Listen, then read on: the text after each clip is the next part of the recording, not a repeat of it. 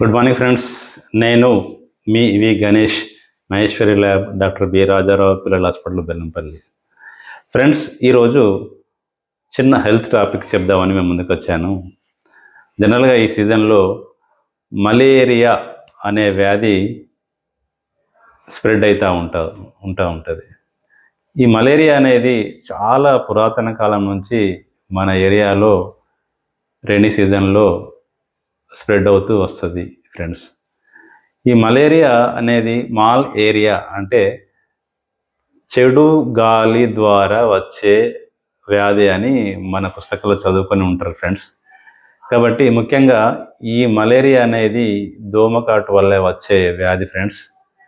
కాబట్టి దోమల బెడద లేకుండా మన పరిసరాలు శుభ్రంగా ఉంచుకొని మలేరియా నుంచి మనం కాపాడుకునే విధంగా మనము ఉండాలని, హైజీన్గా ఉండాలని కోరుకుంటూ, ప్లస్ మలేరియా వచ్చిన వాళ్ళకి విపరీతంగా చలి, జ్వరం రావడం, తలనొప్పి రావడము, బాడీ అంతా చెమటలు బట్టి జ్వరం తగ్గిపోవడము, మరి every 6 hours 12 hours fever repeat కావడము అనే లక్షణాలు ఉంటాయి friends.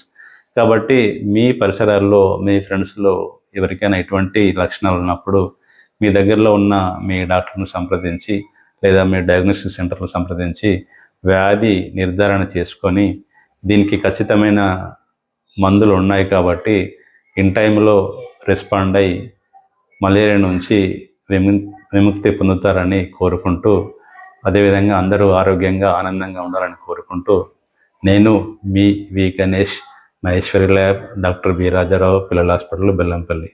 Thank you friends. Happy day.